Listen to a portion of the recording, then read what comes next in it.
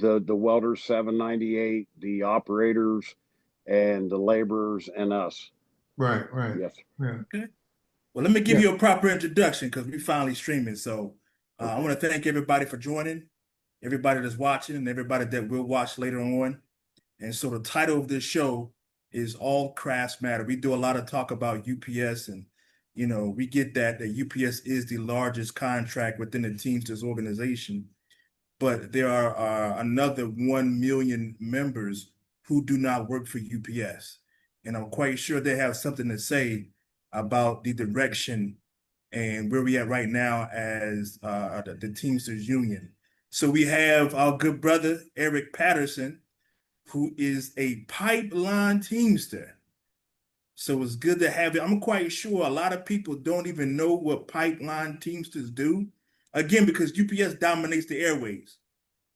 And so we want to get away from just talking about UPS, UPS, UPS all the time. Because again, there are 1 million more Teamsters out there that need to be talked about and heard from about what their issues are, especially with this 2026 Teamsters election going on. Because I'm quite sure that there are some stories that you guys have outside of, hey, what about us? So just introduce yourself real quick. How long you been at Teamsters? What do pipeline members do? Hello, thanks for having me, and thanks for giving us Pipeline Teamsters a voice on this forum. Again, my name's Eric Patterson, better known as Easy.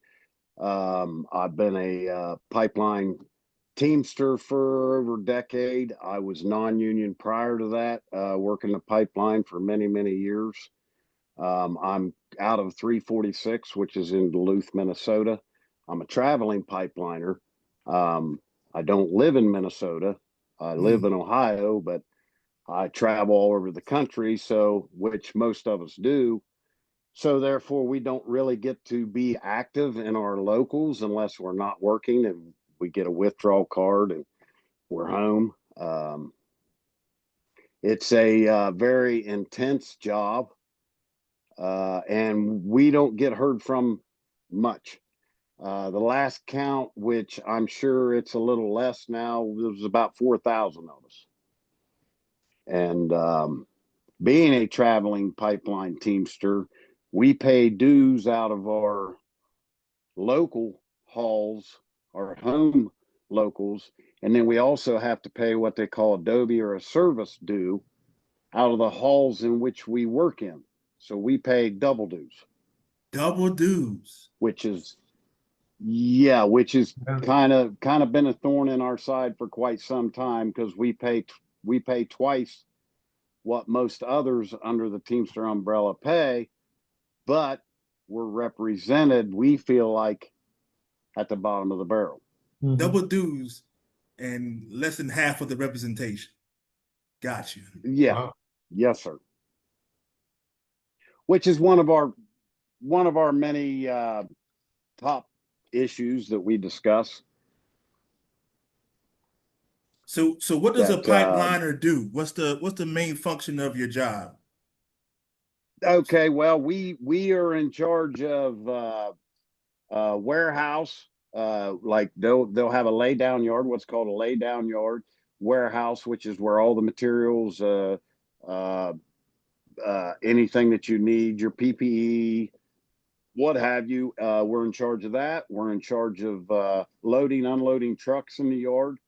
We're in charge of hauling personnel, and materials, equipment, and personnel. That is the things that we do, and there's many different jobs. Me myself, I'm a low boy driver. I haul the heavy equipment from our laydown yard out to the right of way and bounce it around. And I also run a grapple, better known as a log truck. You have bus drivers that haul, the welder helpers, the laborers. It goes on and on. There's many different jobs as far as Teamsters on the pipeline. Gotcha. Wow. So do you guys carry the pipes themselves? So in other words, I mean, they come from all over, right? I mean, so everything comes to the central point, then you guys take it to the Exactly. job site. Yes, sir. A pipeline, and the best way to describe how a pipeline works is, the assembly line for auto Right. manufacturing, how the car moves through different stations. Yep, yep. Well, as a pipeline, the pipe stays where it's at, and we move with the pipe. So there's different segments. We place the pipe, we haul the pipe out to the right of way. They call that stringing. And on the pipe trailers, I don't know if you've ever seen those trailers where it's just the pipe and the axles and the pipe strapped down to that. And when those trucks turn, they don't make a wide swing. The trailers have cables on them, and the axles actually follow the truck. It's it's a different set of skills, to say the least. That's kind of why I don't do much of that, because it counteracts my skills as a lowboy driver, Mm. and I don't like to muddy the waters. So I kind of stay out of the stringing. But yeah, we haul the pipe out there to the right of way. And of course, the operators, they'll dig the trenches and the ditches and lower the pipe in. And then, we do a number of things, haul water out to the right of way for dust control. Um, it's a big assembly line that moves with the pipe. Okay, got you. So how has, I guess, this anti-union administration, as far as the White House, has that impacted you guys? Or Well, is there more work coming, or how does? there is, Okay, because of the pro energy independence of this administration, whereas the last administration was kind of, well, I get the facts are facts. The last administration killed the. Remember, if you heard about the Keystone yeah, XL Keystone pipeline, Pipeline, right? yeah, shut that down right off the bat, and it killed. And that was an all union job. It killed. I don't know the numbers, and I wouldn't want to guess, but it killed Right. thousands of union jobs on day one, and the business was stagnant the entire length of the administration. It's just now starting to where it's picking back up. So, Okay. um, I have to say that this administration, although a lot of people say it's against unions, their oil and energy independence has helped our side of it. Got you. So I guess it all depends on what craft you in to see if this administration helps you out or does it, bang you. Okay. Got you. Right. Okay.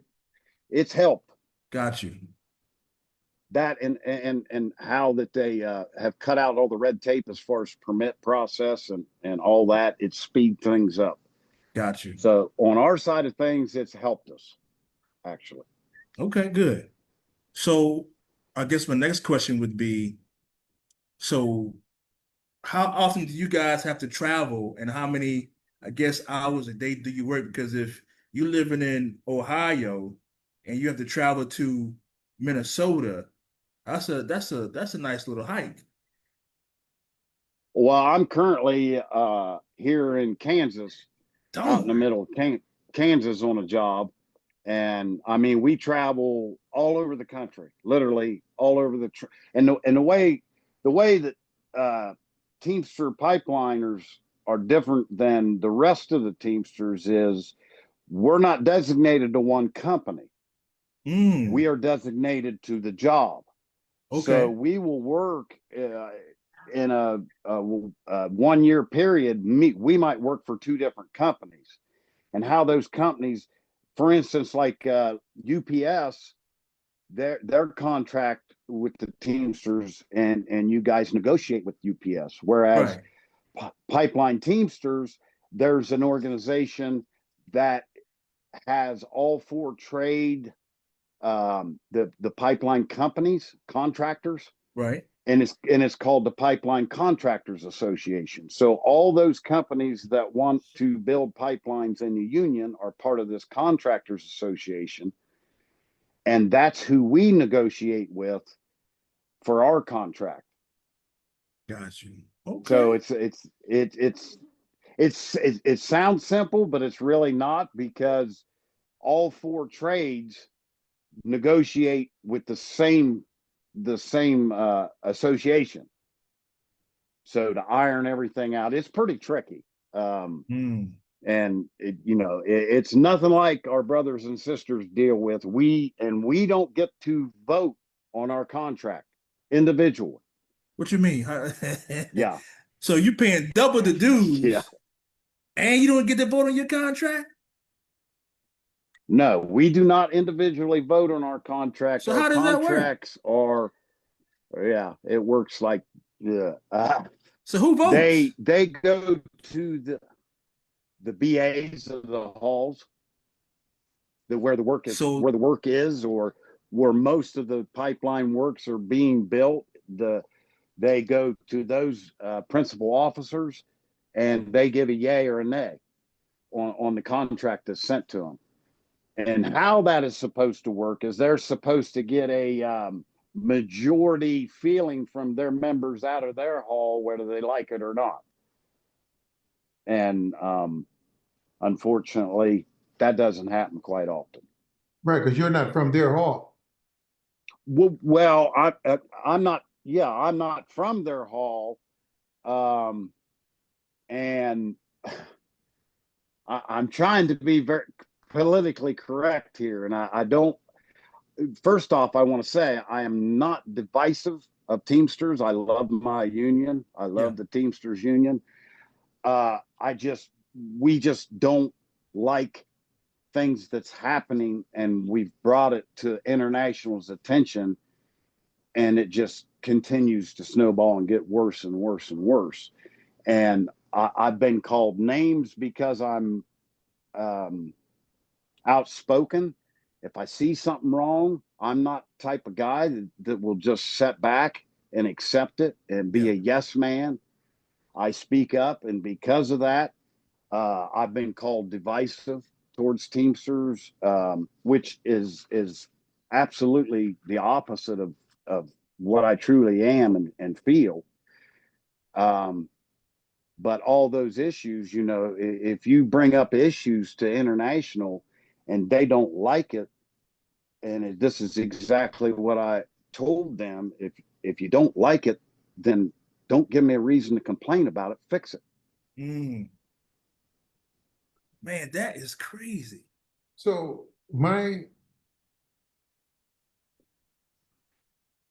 I'm hearing for the first, I got to digest what I just heard. So I'm not going to comment on what I just heard, because that's a whole lot that is so strange to me. But here's what bothers me more than anything else. And this is so true in so many spaces, right? Not just within the union. I've seen this in companies and what have you. Is that if you make a complaint or say this should work in a different manner, and it goes contrary to what's been going on, all of a sudden you're subhuman. You know what I'm saying? Retaliation. Yeah, you're divisive. No. It's like, Africans in America have fought in every war from 1776 till to yesterday, right? Even when we couldn't vote, even when we couldn't ride in the we couldn't ride in the front of the bus, even when all these other things were going on, we still showed loyalty. And people would say, "Oh, they're troublemakers. They want to vote." Somebody would have to give me a really good reason why there wasn't one person, one vote in pipeline, and there could be a reason. I don't know, right? So I'm not.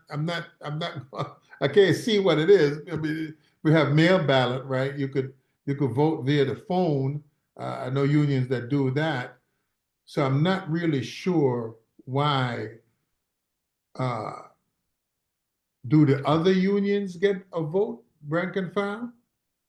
or is this a pipeline thing?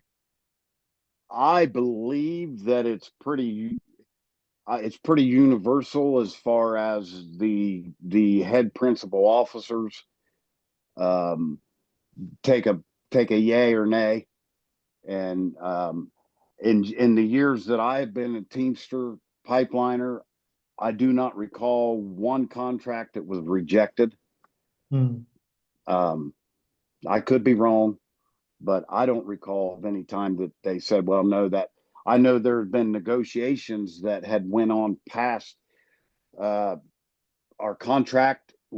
Like, for instance, when our contract expires, it's wrote in there that it will continue the existing contract track, like it goes for 3 years. And if it expires, we will continue to work under the old contract until a new one is negotiated and signed. Wow. We have no strike authority. Oh my goodness, you guys can't No even strike. stop. No.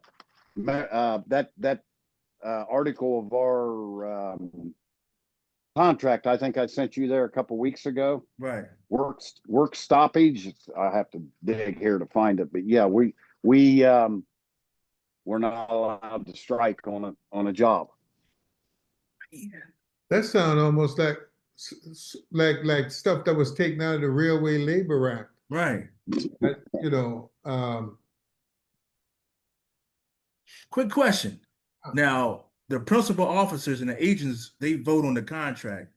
Do they at least have like meetings to talk about the contract and let you guys know what's in the contract? That depends on each individual hall.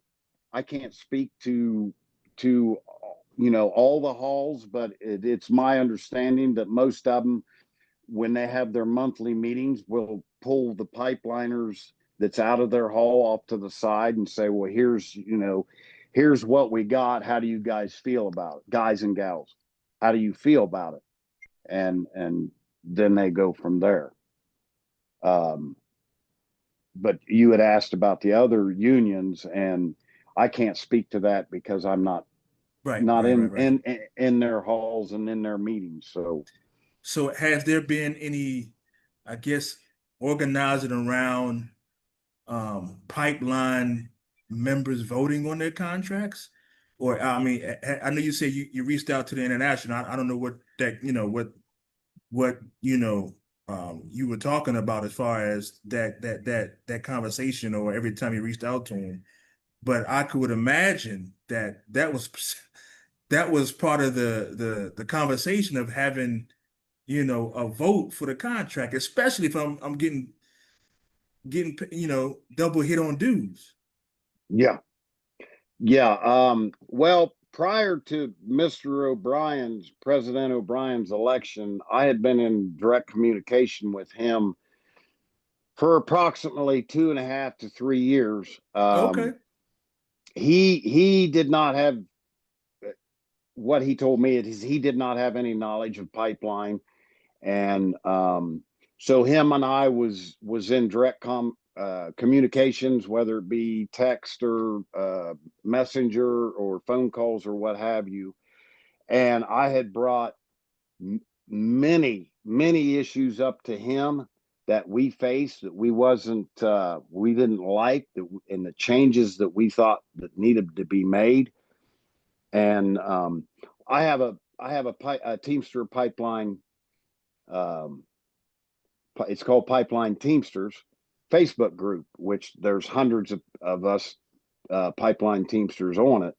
So I get a consensus of how everybody feels, and I would bring all these issues up to him, and he was in the beginning, he was in agreement, and yes, we'll look at that and we'll look at this, and I really felt like finally that we had somebody that was going to try to help us.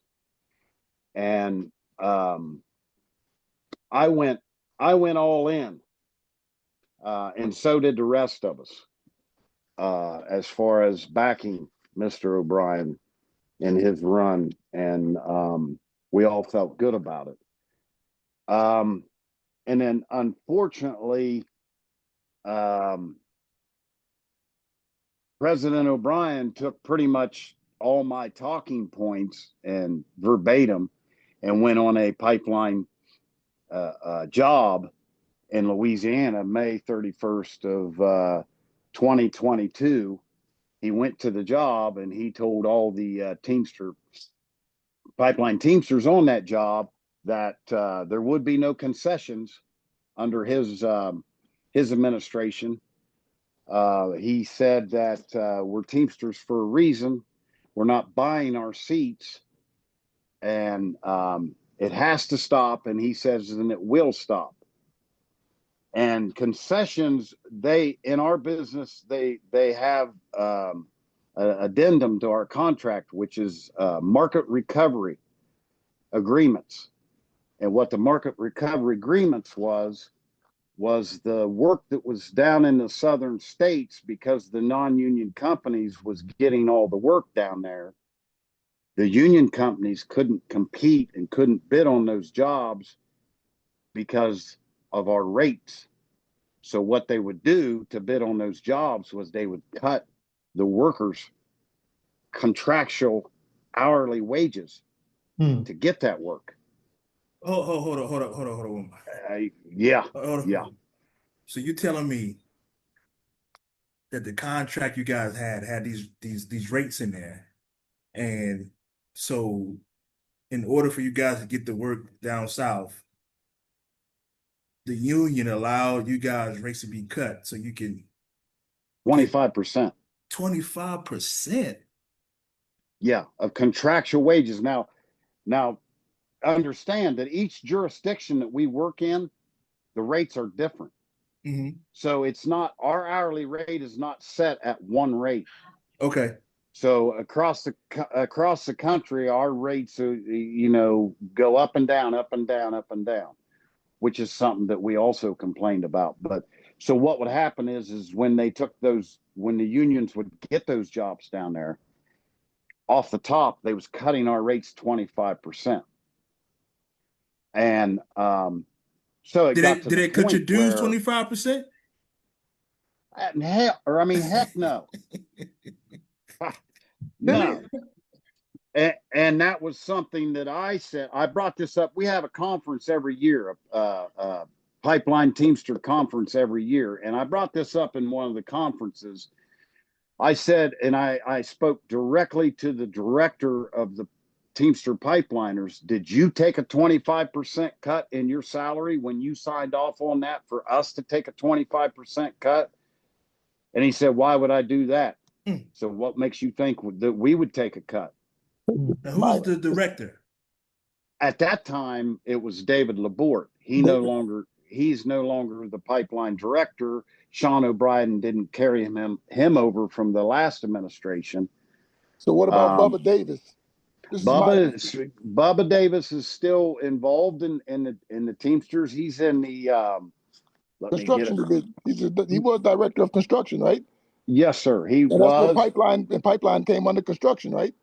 Yes, sir. Yes, sir. Absolutely. Because he would run those steward trainings with David Laborde when he did those pipeline trainings every year. Correct. With Mike Laborde, which is David's brother. Yeah. So that guy would have the answers to your questions about these contract rates and all that good stuff. Bubba and me and Bubba, I just talked to Bubba here a few months ago. Yeah. Bubba is still actively in international, working under the Teamster National Pipeline Training Fund division, which you spoke of, and but he's no longer the construction director. Tom Gazzaldi is out of New York. Oh my goodness. Let me ask a question, because I don't want to run off at the mouth. I'm not that kind of guy. I like to know the lay of the land before I start shooting shots, right? Yes, sir. Does this impact the welders and the laborers as well the same way? Yeah, everybody takes a cut. Now, having finished that story, like I said, he went on a job with the Teamsters May 31st, 2022, and told all the workers there was approximately, I don't know, 100 and some, and then out of local 270, I believe it was, and then there was several travelers on that job. And then October 20th of 2023, Tom Gazzaldi, the new director of building construction, signed what they called the Texas Initiative, which that's this right here. I don't think my We can't see it.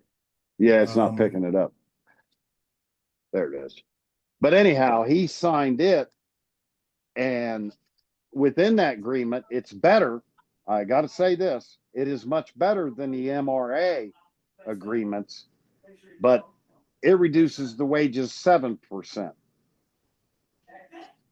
And we don't feel like if we have a contract that says our wages are this, that nobody has a right to reduce them for whatever reason. And how is it that you're going to have somebody tell you that there will not be any concessions? And this is what's aggravating to us is we watch on social media where Mr. O'Brien is constantly touting about the best contracts ever, this, that, it's just on and on and on. But yet his signature's on this as well. We take concessions. And it's a direct, he lied to us. There's no two ways about it. He lied to us. He tells the nation the UPS contract is the best ever, but if you don't voice that same concern. Well, yeah, I've talked to a couple good friends of mine that's VP at large out in Texas, and I don't get into the UPS thing because I have no knowledge of their contract, but I'm being told that there's many of them that's not happy at all. Yes, sir.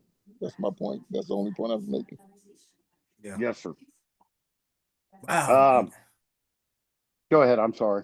No, man. You dropped some bombs on this with this here. Wow.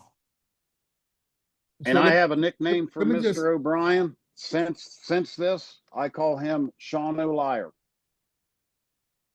Call him what? He straight lied to us. Sean O'Liar. Okay. So because Giswald is the and I'm not I'm sorry, go ahead, sir. Yeah, we're just gonna say Giswald is the president of my joint council. And I'm hearing two things at the same time. I hear there was an improvement with the Texas initiative from 25 to 7, which is a plus.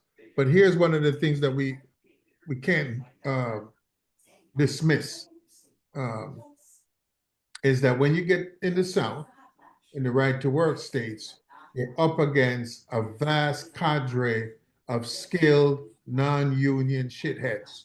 Okay, and I call them that because they could do so much better if they would join the union, right? But exactly, yes. So I can understand the dilemma of a union trying to hold on to work, having to go into a space where these non-union guys are willing to work for minimal amounts of money. Pennies on the dollar, yeah. Secure the work, right? So there's this plus and minus thing that's taking place, and the Texas initiative, does it exist outside of Texas, or is this just a one state thing? Well, they have areas it's listed in here. Okay. All counties in Texas, except they have counties that's listed in here. But having said that, I've had several people in my group that has contacted me and tell me that there is still MRA jobs being several jobs being done under the MRA. So I'm I'm not sure that the MRAs are completely gone.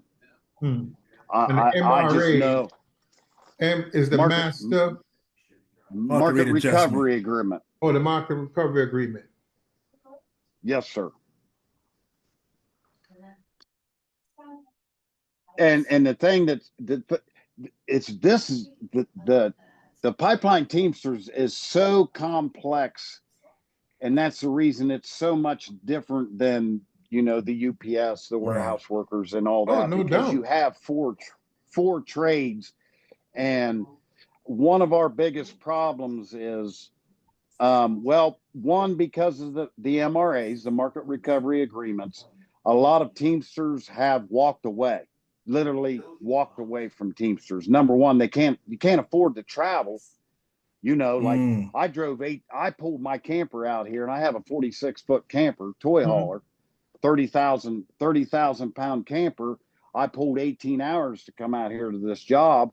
You come out here, and on those MRAs jobs, and they're only wanting to pay a Teamster, let's say $28 an hour, $23 an hour, and you can't live out here because we have our home bills, still paying on a house, still have, and then we have living expenses out here.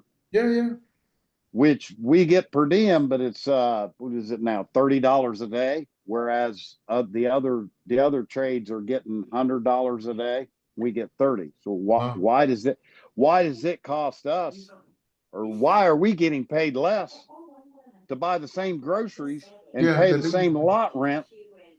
This was one of our, and I'll give the previous director credit. We never used to get per diem at all. We never got any. Wow.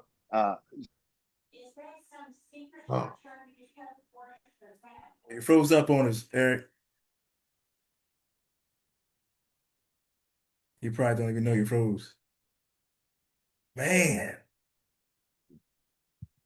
Yeah, and this is the negativity of the right to work. Is that if those guys come north, they get the higher rate of working in New York or working in Minnesota, Illinois, what have you. But if you go south, you still have your mortgage, whatever bills you have at home, but you just took a 25% wage cut. And I don't want people to just go away thinking, oh, this sucks. And it does suck. But you're up against and if I could just back this up a second,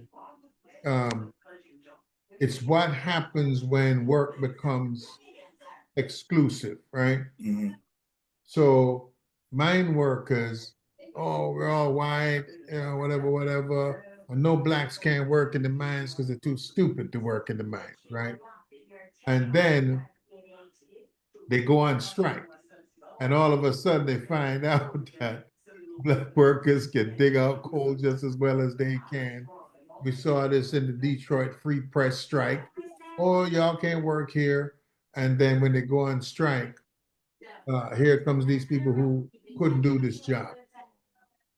It is a central reason why labor has to defeat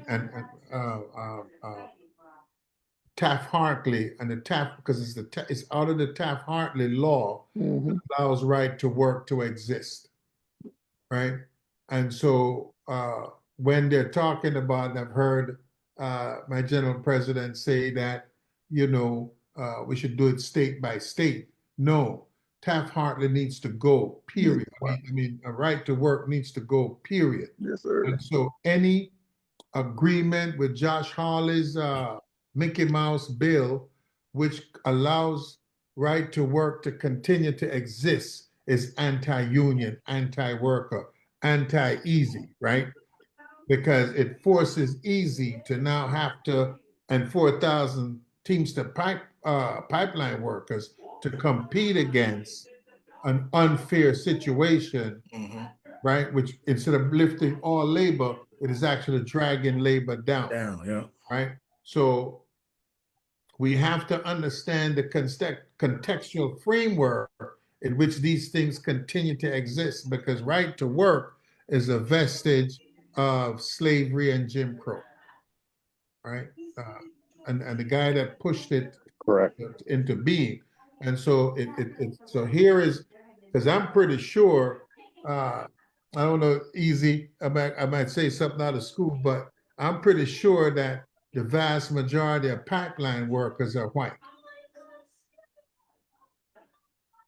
I'm say, yeah, but within that's one thing that we've tried to do is we hold Mike Laborde and Bubba hold training sessions across the country Mhm.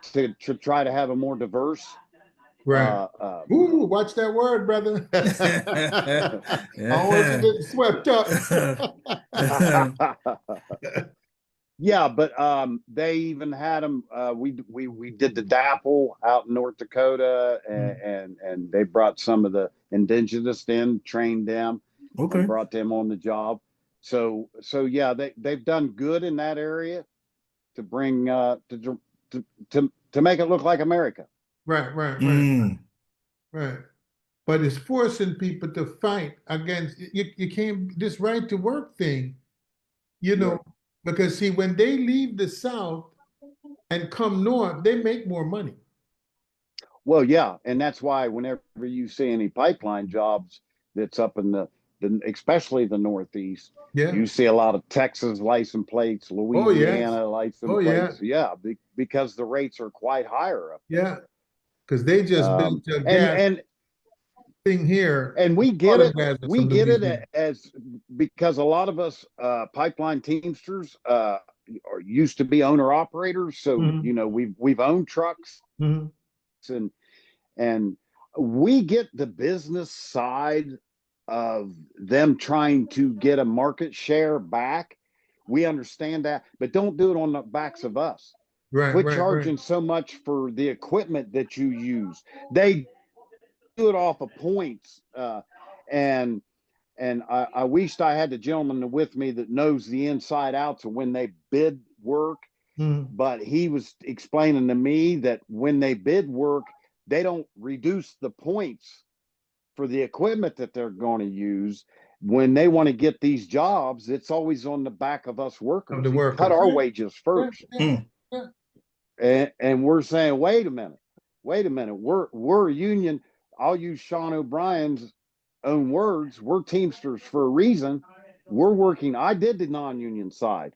Yeah. And Yeah. I'm in the Teamsters for a reason, because I want guaranteed hourly rates. Right. I want to know this is what I'm making. So it's these are all things that we discussed with Mr. O'Brien, and I had his work. Fred Zuckerman as well said, we hear you loud and clear, and we're going to be getting in touch with you. And as soon as the election happened, all of a sudden I was the enemy. That's how it works. Politics. Yes. So yeah, very nasty. So to me, like I said, this is all tied up. Well, I'm going to talk to Tommy about this, because I have access to him, and I'll have that conversation with Gazaldi, Pat, brother. Mr. Gazaldi. Yeah, and I'm Yeah, gonna. me and him spoke several times. Okay. Yeah, he knows me. Oh, he knows. Okay, good enough. Wow. But we've been forgotten. The long and short of it is we've been forgotten. We feel like we've been forgotten. We've been walked on, and it's almost and the problem is on our trade. There's one of the trades that keep walking on our jurisdiction, our jobs. The laborers. And it just no. It's the operators. They continue Operating engineers. Yes, sir. They continue to I'm on a job currently where I'm in the midst of a pretty ugly jurisdictional dispute as we speak. I have a hearing coming up Wednesday, and we continue to have this problem. and it gets worse and worse as the years go on. We feel like we're not getting the representation that we deserve from international to keep this stuff from happening. We are overlooked, but yet we pay more dues than we feel anybody else does in our union. Yeah. So it's getting to the point where we're feeling like taxation without representation. Let me ask you a question. What was your sense when you spoke to Giswaldi? How did you come away from those conversations? Well, originally, Mr. O'Brien was considering me to be in the international in some way or form. There was talk thrown around about director, and I wasn't really comfortable with that because I'm a rank and file type guy, and I explained to him, listen, I'm not an office, sit at the desk, answer telephone kind of guy. I'm going to be out in the field. If you want me to be like a representative of a district or something like that. But so in the beginning, it was very friendly, and he asked many questions, and he was listening, and he was learning from me, and then he took my words pretty much verbatim, went down to a job site. They will do that. And changed only a few of my words, changed them to word concession, where I said market recovery, went down there and said everything I told him. But then once he got in that building up there, everything changed. Right. I was called a keyboard. What's oh yeah, keyboard. Yeah, guys keyboard. like to say now, keyboard. Yeah. Keyboard warrior.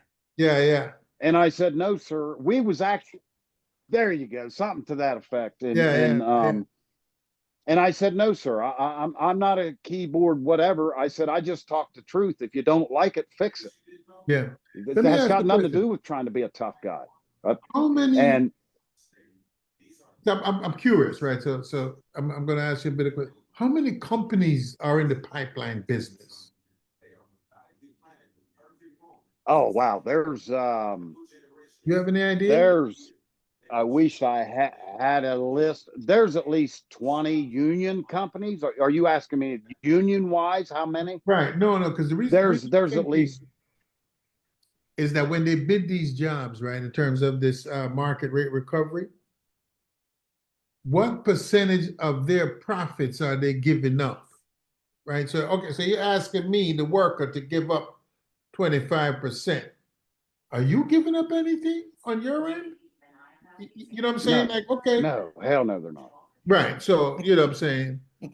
There should be some. That's what I was saying when I said why don't they, what they're charging these gas companies, which is the owners of the pipelines, right? What these contract companies are charging them. Why don't you reduce what you're charging to use your equipment instead of reducing our wages? Yeah. Right. And the one of the biggest union companies, contractors that's in this association, I looked back in 2023, and of course they have 12 different divisions. They don't have just a pipeline division, but they netted something in the ballpark of $2.8 billion. Oh yeah. But yet that's big money. Yet they're reducing our wages. So yeah, that's a large blow to us when we back Mr. O'Brien for his run, and he blew all kinds of Christmas trees and gifts up us, and then turn around and turn these back on us. Literally turn these back on us. See, and see, this is where when they're in these negotiations with these brothers, there should be a demand that says, hey, listen, because we have a research department. I mean, we get into their pockets pretty deep, because the pipeline thing is a narrow group of companies, union and non-union, right? It's not because it's serious work. So it's not no Joe Blow can't just run up in here. So these are Yeah. big companies doing big things. And so if when you're going into that right to work environment, market recovery is all of us got to give up something, not just me. You know what I'm saying? You know, so if you say, well, okay, listen, you give up 5%, I'm gonna give because you still making a profit. So when you bid the job, you're still gonna make a profit. And you have your margins should shrink to complement me for the purposes that Easy talked about in terms of, yo, I gotta haul my trailer, I still gotta pay bills back home. I mean, you know, if you got family, Exactly. you got a single guy, you got wife and kids, you gotta still feed the home Yeah. and feed yourself on the road. It's not like you could get your wife could make you a sandwich and send you out with a thermos, you know. Exactly. Yeah. Yes, sir. It's very expensive living out here. Yeah, no. They built a big gas thing up here in upstate New York in Dutchess County, and so I ran into a lot of guys from Texas and what have you that they were welders though. These guys were. Yeah. 798. Yeah. Yep. There's a bunch of And them. that's another thing that I had discussed with Mr. O'Brien was we feel like as pipeline Teamsters, we need to have one local that because that's the way the welders do it, Pipe Yeah, Fitters Association. yeah. That's how they do it. Yeah. They have one local, and we felt like that's what we need, and that we need to have one set rate across the country, and it would make things so much easier for us if we was out of just one haul, and I suggested it be local 10-4. But yeah, it would solve a lot of our problems if we could be out of one haul instead of like the district that I'm in right now, Topeka, Kansas. They have in their entire haul they had like 2 guys that's ever worked pipeline. Mm. And we run into that a lot, and none of our hauls are official hiring hauls, so we have to find our own work. We have to get with these stewards and things, and I get calls all the time, people looking for work. It would have solved a lot of our problems. It would have created some situations that would have had to been addressed. Obviously, we're well aware of that, but it would have helped more than it would have hurt. You said 10-4. What union is 10-4? No, that's it was just a suggestion that I said. Yeah, Oh no. 10-4. So you would actually create 4. I said that's what our hall ought to be called. Oh, gotcha. Oh, it was a joke. But I think that's the simplest uh immediate response is to have it centered in one space because it's such a unique job, right? Like the Sikorsky guys. Sikorsky's in Connecticut, Alabama, and Florida, 3 main spots anyway. They're all under one local. You know what I'm saying? Yeah. Because they're doing one thing. And it would make sense to have people who understood, because if you're in my local and I don't really understand completely, you could end up with a pretty shitty contract in my territory when you come there than in some other part of the country. Pre-job. Yeah. Exactly. That's exactly what we run into. That's the easiest fix. They'll send. Yeah, they it's called a pre-job. When they know that a job is going to be happening in a district, the contractor will get a hold of all the district trades, the 4 trades in that district, and they have what they call pre-job, and that's when the local BAs or principal offices out of those halls, those 4 trades, they either meet by teleconference or come to a meeting face to face, and that's when they sort out. Okay, here's the equipment we're going to have. This equipment is falls under the operators. This under the Teamsters, laborers, and so forth. And what happens is when they have jobs in areas where the BAs don't have any knowledge of our contract, don't have any knowledge of pipeline, You lose then out. we're not represented in the pre-conference, in the pre-job. And that's exactly what happened out Right. here. Was when I showed up, the contractor got a hold of the local and said, well, we want him as steward.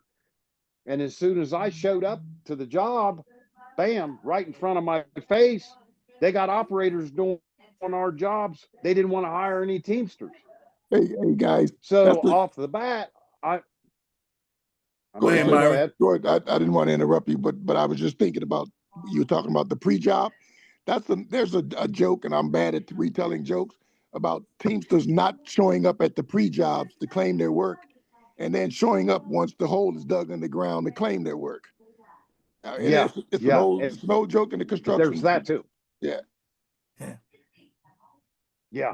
And the operating engineers, because I know they had a big beef with the ILWU on the West Coast, where they were trying to move in on work for them guys over there. I know in New York, there's been a long history, somewhat with the operating engineers, but also with the laborers bumping head with Teamsters on some of these construction sites and what have you like that. But Yeah, and those see, jobs are the important. heavy. I'm sorry, sir. Yeah, go ahead. No. Yeah, they're very important. And Myron was exactly right. On the opposite side of that, you do have where, like he said, once the job starts, and then all of a sudden, and the reason for that is just like in my situation, nobody showed up on the Teamster side, and then when I show up, and I have Stewart background and all that, and I'm like, hey, wait a minute, what in the world's going on here? And then all of a sudden, oh well, this guy's causing us problems. And no, I'm not causing you problems. I'm trying to get you to stick to a contract that you're all these trades signed. It's not a problem. Mm. So then international has to get involved, which they are in this situation, and then they have to come down and they look at the pre-job and they say, well, my Lord, they don't even have listed on this pre-job that there was even a laydown yard. And I said, yeah, there's a laydown yard. I'm sitting in it right now. There's a warehouse. Well, no, he says, I just got off the phone with them and they said there's no laydown yard. And I said, well, there's 2 warehouse trailers sitting here. There's pipe on the ground. There's truck mats. I'm sitting in a low boy. I said, if this isn't a laydown yard, then I must be on the wrong job. Right. Wow. Man. So it's horrible, and we're losing seats, because what happens is when Teamsters can't fill these trucks and these pieces of equipment that are contractually assigned to us, then they end up putting operators in them. Right. Then what happens is because there was an operator on that piece of equipment for that job, come the next job, and they say, well, past practices. Yeah. And then we're screwed, because you can't get it back. It's an act of Congress to get it back. Yeah. And we're losing pipeline Teamsters, one, because of retirement, and I think it's that way in every division. Just the generation change, people not wanting to work, and so forth. We're feeling that. But I think our biggest problem is we're not being represented, and people have gotten so disgusted, and we've been treated. And these contractors, if you start trying to force a contract down their throat, you get retaliated against and you get fired. And then we file grievances, and the grievances go nowhere. In most cases, the grievances go nowhere. Yeah, I know. Yeah. and people are fed up with it. Why am I going to sit and pay, double dues to do this work? It's costing me, I have two households to maintain. And when something goes wrong, I lose my job and don't have any backing by the organization that I'm paying to support me. Right. So you People are walking off. They're turning their backs. Yeah, the local organization and the one from Ohio can't help you because they have no jurisdiction in that territory. No, yeah, no. It's my local, which is out of Minnesota. I Right. live in Ohio. Okay. No, they don't have anything to do with it. Right. It's the jurisdiction which you're working in. You go to that BA, well, first you go to your steward like you would any grievance, but and then it follows the process and goes through international arbitration and all that.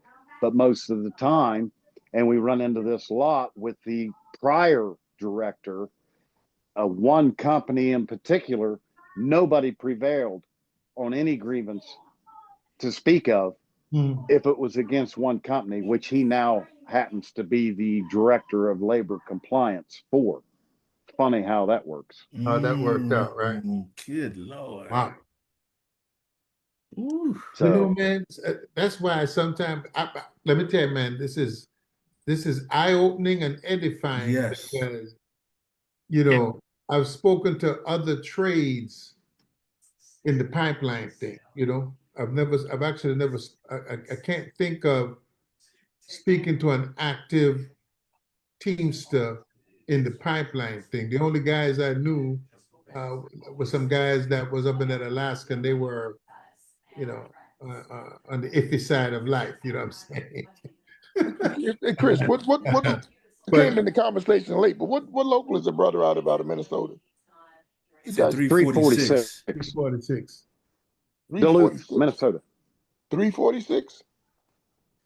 Correct. Yeah, 346. Duluth, Minnesota. Oh, Duluth. Okay. I thought you may have been at 120 or. That's what I thought of initially. Yeah. No, I don't know the guys that far north in Duluth. That's interesting. And that's the same local that the Laborts are out of too. So okay. we stay apart from one another. I'll just put it that way. My goodness. Yeah, you didn't realize it was deep, did you? Yeah, this is deep, man, and I'm glad that you came on because again, we talk a lot about UPS, and to hear what you're saying, it is every corporation is the same, every last one of them. The grievance procedure is the same. Seems like for you, in your situation, the companies do whatever. People feel like they don't get the proper representation. But you got a twist, man. The double dues, man. Can you imagine Yvette and Demetria and all my UPS folks?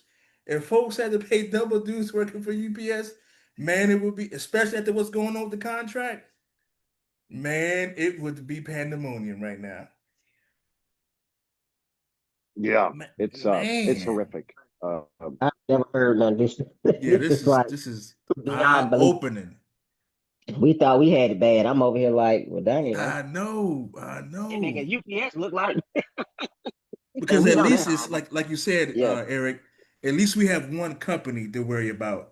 You guys may go to another area and it's a whole different company. You go to another state and it's a different company.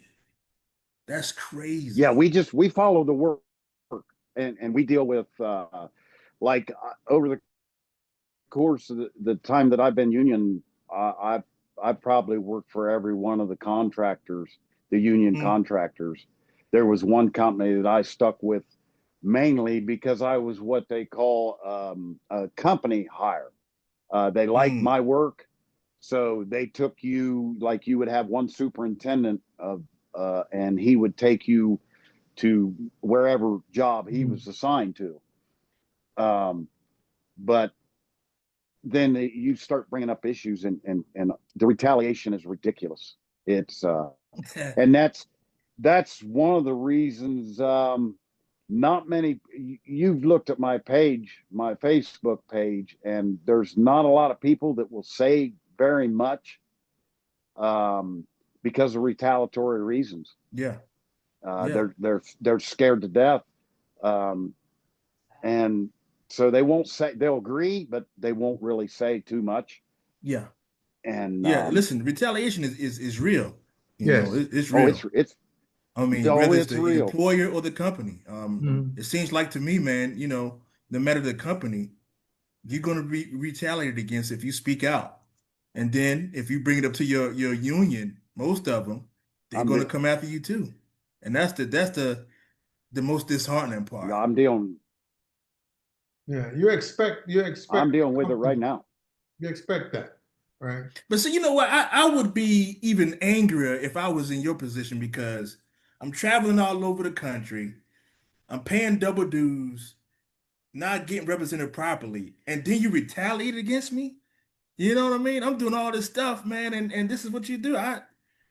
God bless you, brother. And I would lose my mind. and right now, I'm in a situation right now where I brought these issues to the jurisdictional issues on the job that I'm on.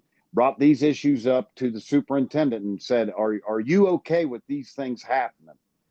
And he was like, "Oh yeah." And I said, "Wait a minute, you yeah."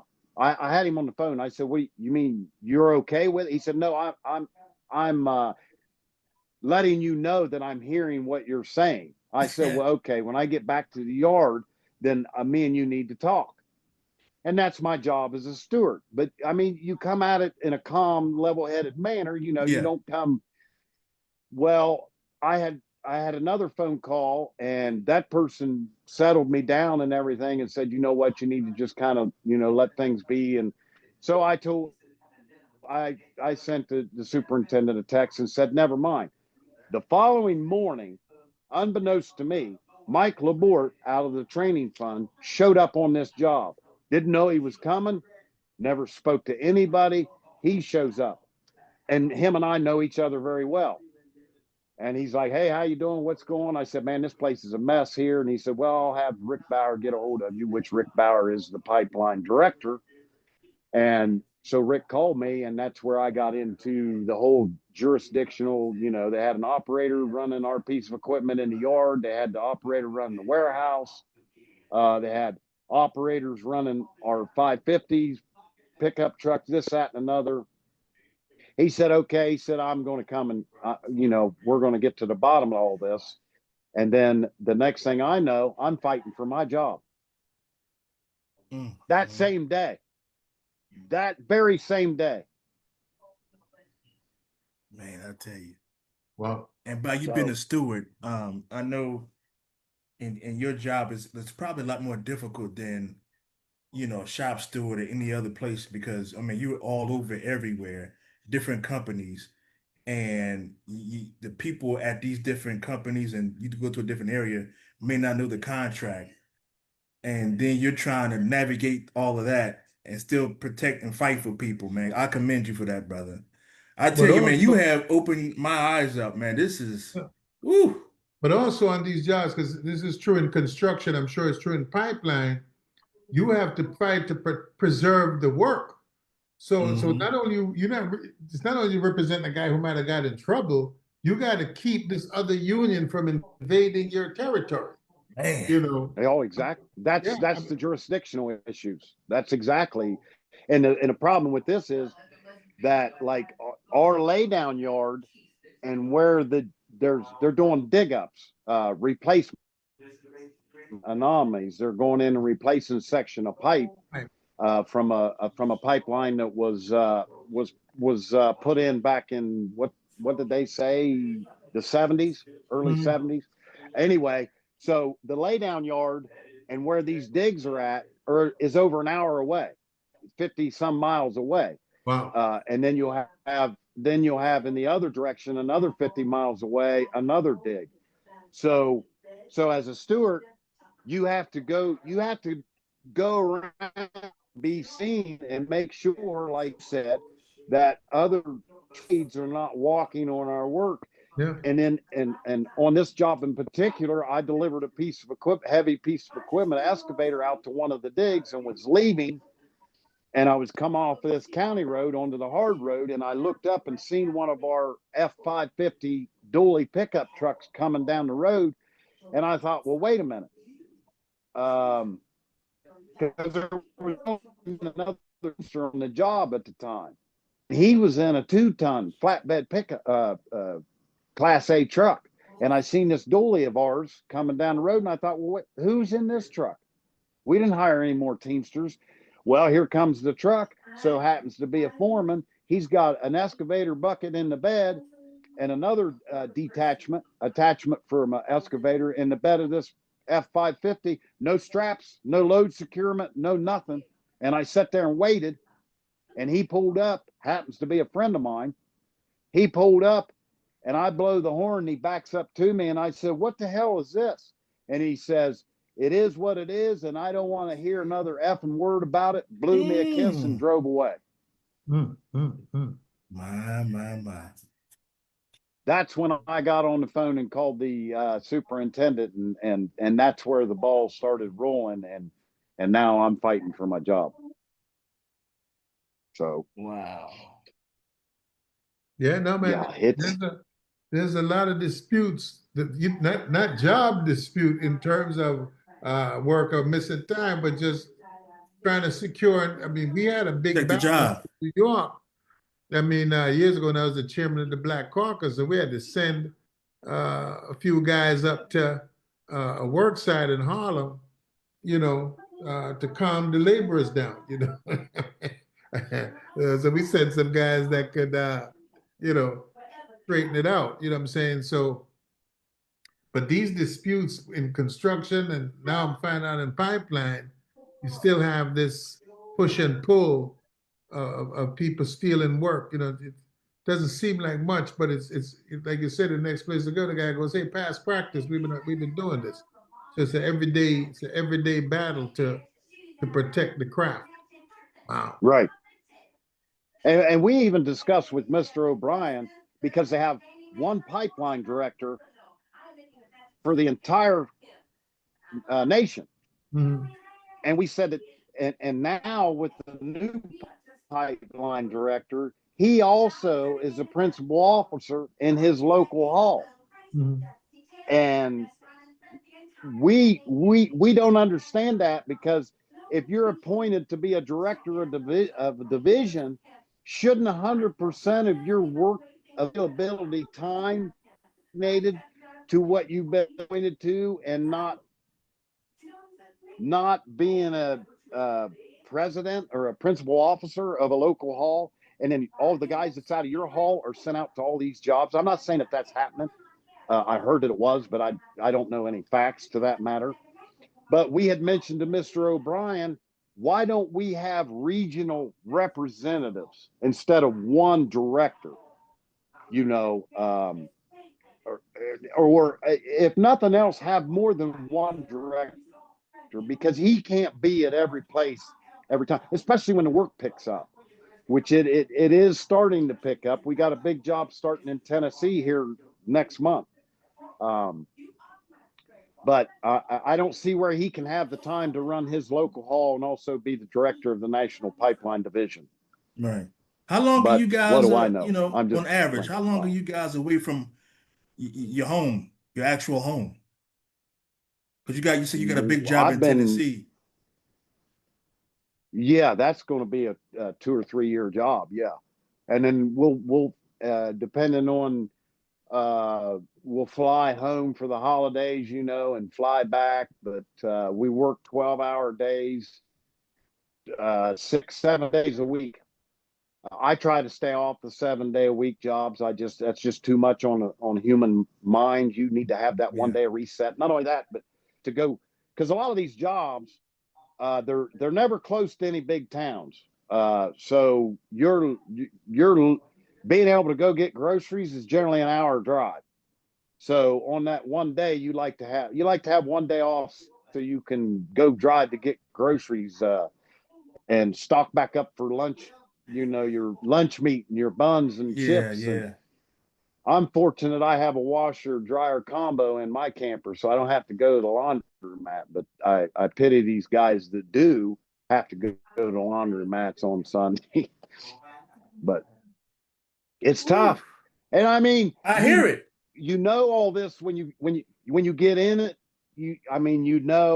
But you don't realize until you get in the weeds of how things really work. And it's getting worse and worse. They're pushing us out. We all feel like within the next 5 years that they're going to push Teamsters completely out of the pipeline work. And then there's no lateral move for us.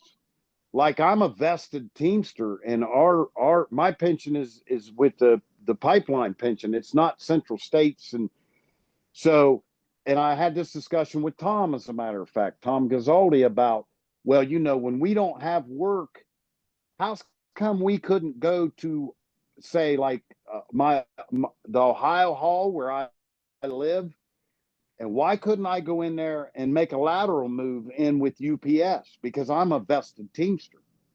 So when I don't have pipeline work, and I know that creates a lot of problems too. You don't want some guy coming in and stepping on people's toes. Yeah. But I mean, we're all one union. So why can't we have some kind of lateral move to another division?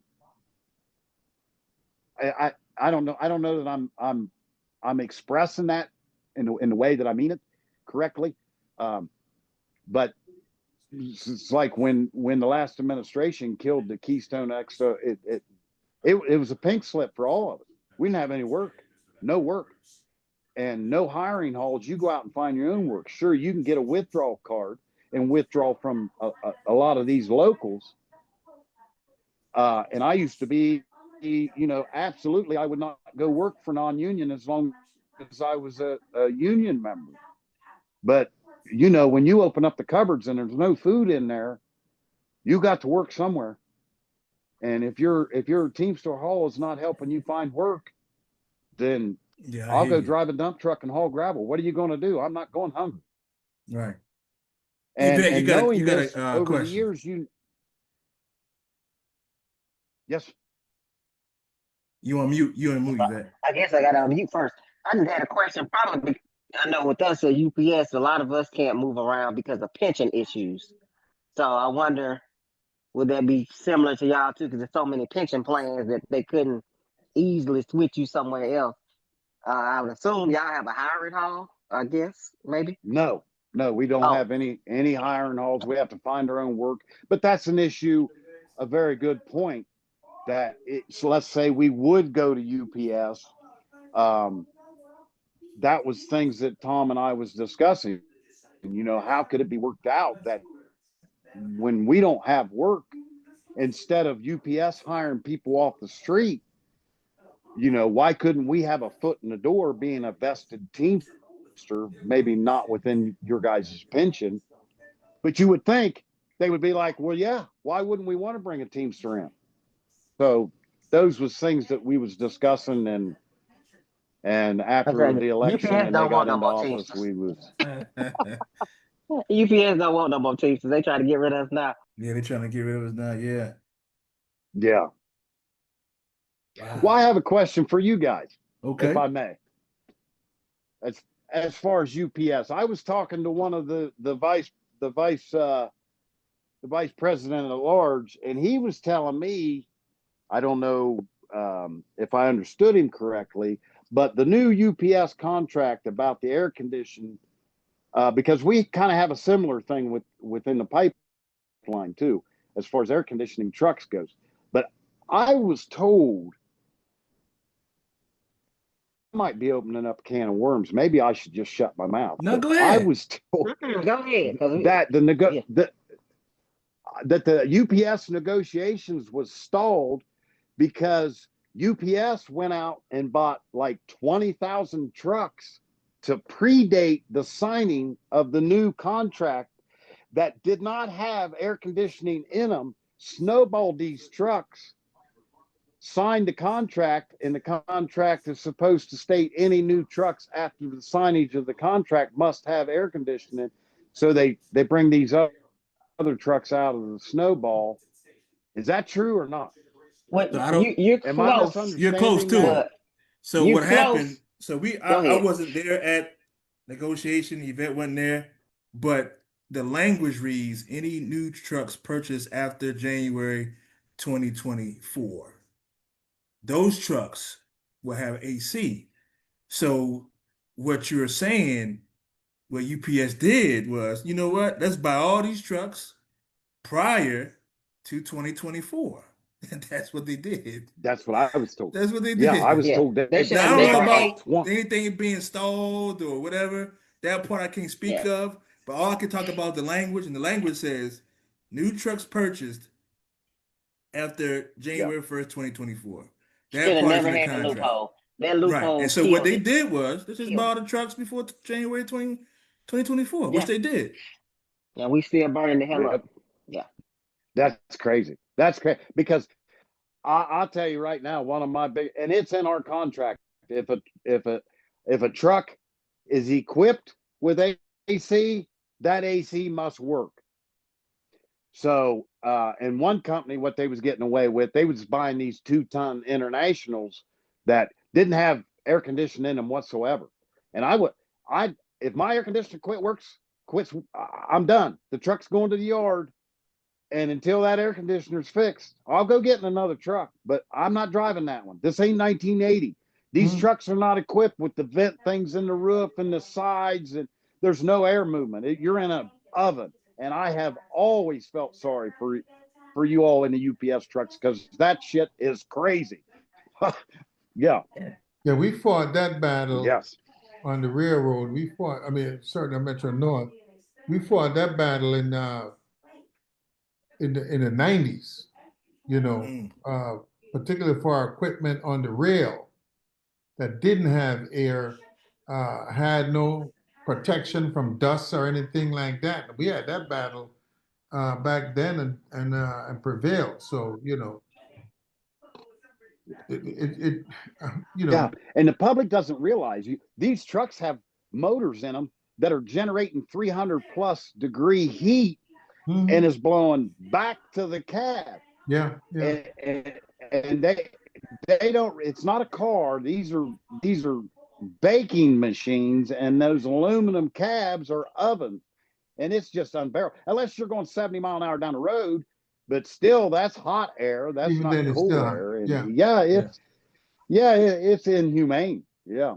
So yeah, and I was deceived about all that and was thankful that UPS was able to get that negotiated until John or the VP at large told me that what happened, because he was like, we was having a discussion. I was like, well, as long as UPS got the contract that they got, Sean O'Brien has over 1 million workers that just loves him to death. And he says, well, wait a minute, hold on. You're not getting the big picture here. And that's when he made me aware of that loophole that was done. Yeah, And, UPS, and it doesn't man, they surprise me. and that's they are one of the many always loopholes. 10, This 15 one of years many. ahead Yeah, of Teamsters. They've been that way since I've been working there. They always, you know, I can tell you right now, they'll probably have a plan right now for 2038, and we ain't even got there yet. I know they Oh do. yeah. You know, so companies are always ahead of the union Yeah. because the union gets into the put out the fire business and we don't look forward. And when you have from the rank and file, because the rank and file, believe me, the rank and file is on top of it, just like the company is. But when that rank and file comes and says something, we crush them. Yeah. We don't want to hear it, Yeah. right? 'Cause it means that I have to do something that I didn't plan on doing, and so we end up falling behind. You know, we have to become receptive to differing opinions without animus. You know what I'm saying? So Cat comes and says, "Hey, why don't you do so and so and so and so?" Like, I never really thought about it, but let me think about it. You know what I'm saying? But the fact that you didn't Yes, think sir. about it, you reject it. Yeah. Didn't come out of my head, so I don't want to hear it. And Yeah. you know, a lot of times, I'm looking at this UPS. I'm not a UPS guy myself. I'm a railroad guy. Uh, they think money cures it, and I think the UPS workers have been saying for years now, it ain't the money. We Yeah. want working conditions to Yeah. be different, you know, and the union is a business, right? So we think about our union dues, how much money coming into the coffers when we increase these wages on these workers, right? Then the dues goes up, and I think we're not hearing. One of the best things that anyone, politician, worker, a labor leader can do is hear, right? Yeah. That's the best thing you can do. Yeah. What Listen. what are my members Oh telling? yeah, you learn a lot. My grandfather told me you learn a lot more by shutting your mouth and opening Yeah. your ears. Yeah, Yep. yeah, yeah. You gotta listen. You know, there's so much about this union that no one running for office would know. You know, brewery, dairy, Hmm. soft drink, uh, and they come with their own set of complexities, right? So I remember in New York they were fighting about the sugar thing. They wanted to pass this sugar thing, and you know the union was up in an uproar. No, no, no to the sugar thing, and you know I'm like, well, you know, the sugar thing is terrible. I mean, when you look at take up a can of Coke or Pepsi and look at how much sugar is in here. You know, Yeah, oh that's yeah. sending you to the hospital. I mean, so we're uh, so sometimes we function from a position of fear, right? And that was my point about this the MRA thing is that it's actually coming from a position of fear, right? Fear of, you know, losing jobs, not having Yeah. jobs, what have you. Uh, but we're not doing anything good for the right to work guys, right? We're not doing anything good for them because their wages can't come up because we're bringing ours down to match up. So it don't help our Teamster members. Like, why am I bothering paying you? I could just roll with these other guys and, you know, save $1 a month, right?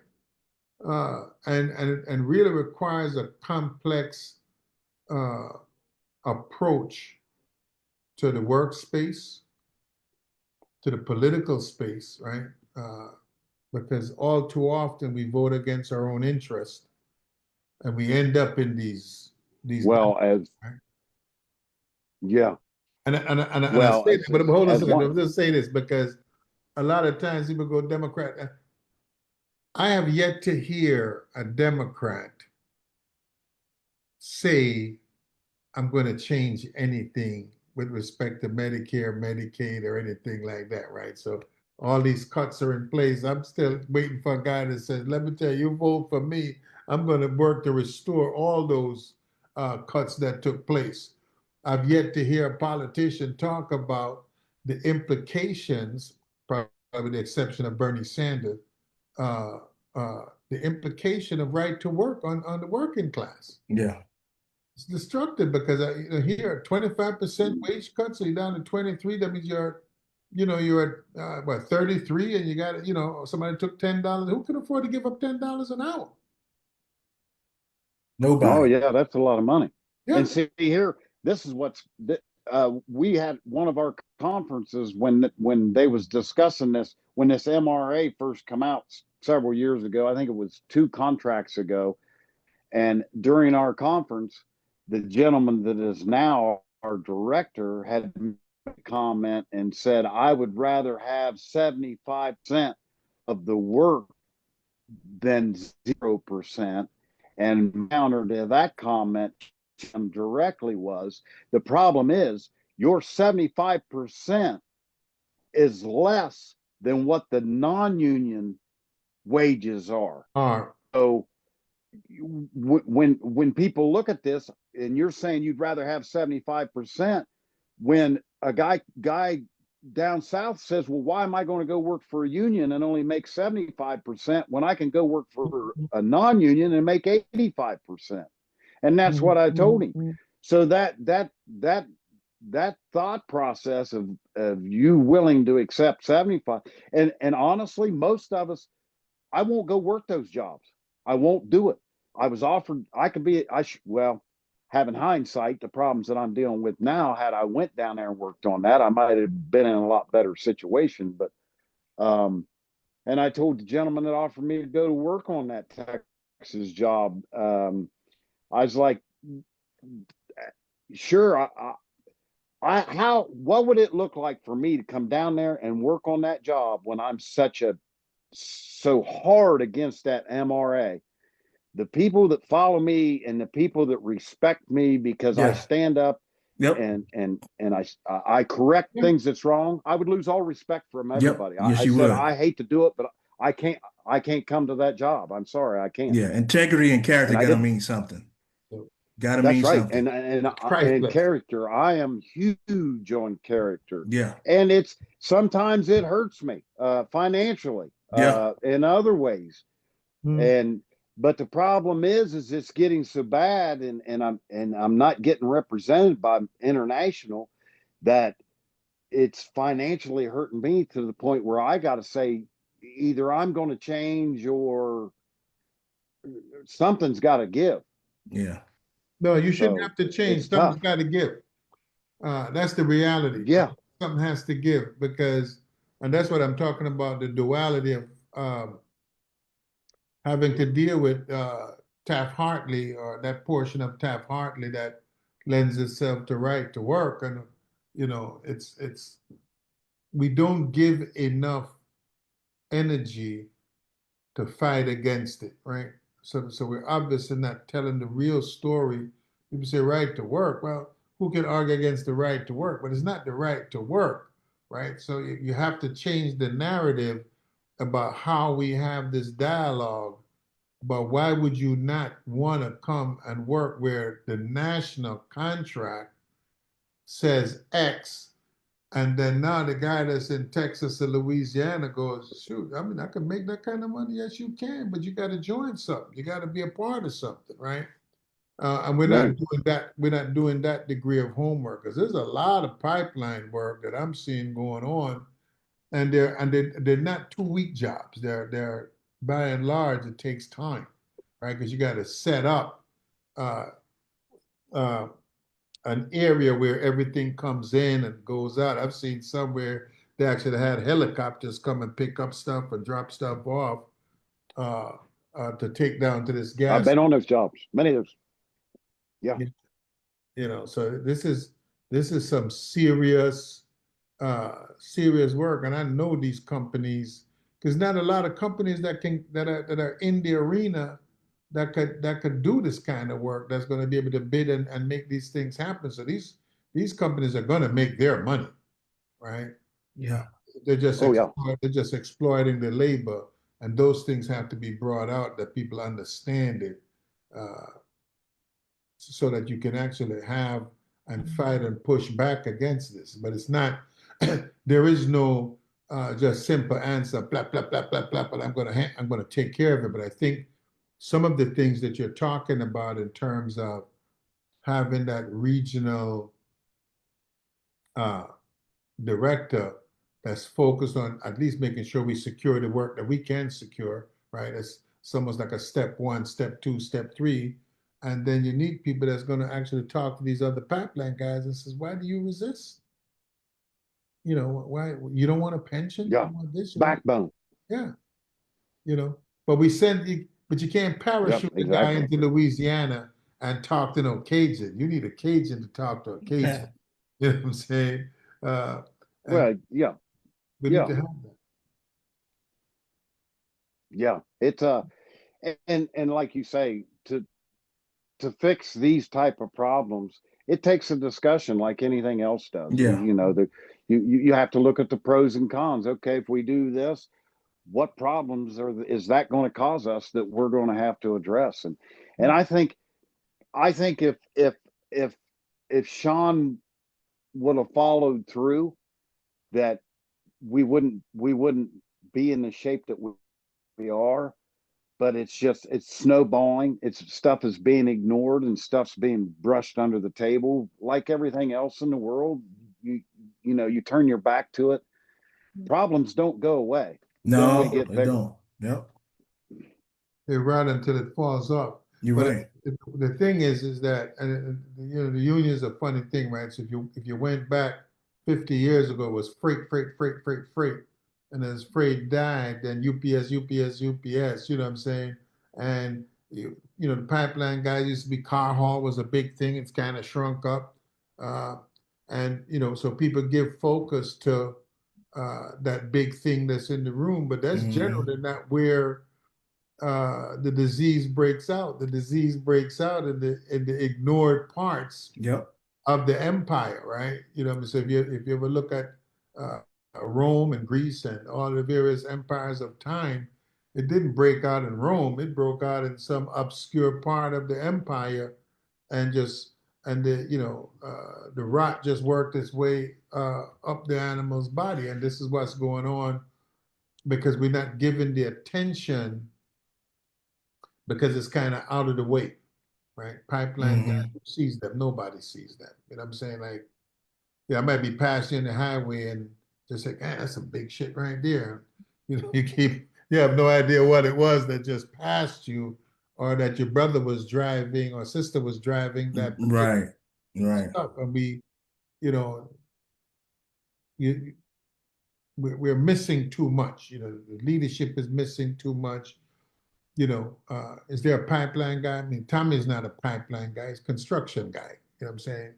I mean, he's Yeah, intelligent. and the crazy thing about that is even we're under the same the heavy highway and the pipeline, and we're under the same division of building trades and everything, but our contracts are not similar in any way. As a matter of fact, lowboy drivers in heavy highway is operators.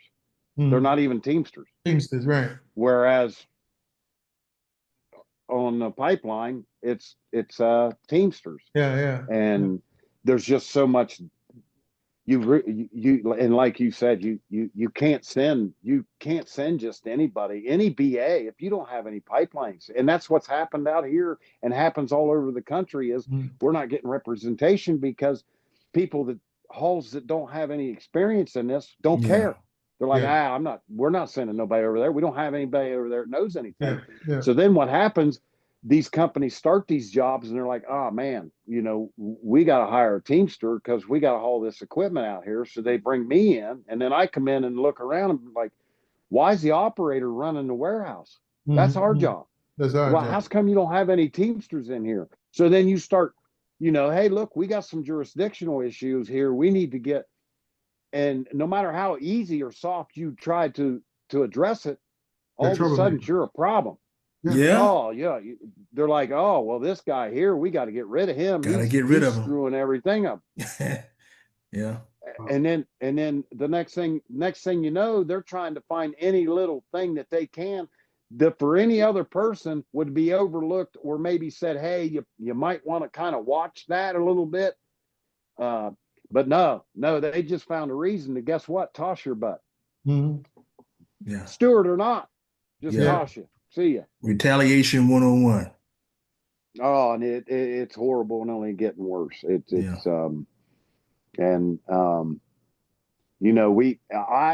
was a fool. I put all my eggs in one basket the last go around, and that turned around and bit me and made me look like a fool to a lot over 1,000 of my brother and sister pipeline Teamsters. It made me look like a fool. And I regret it.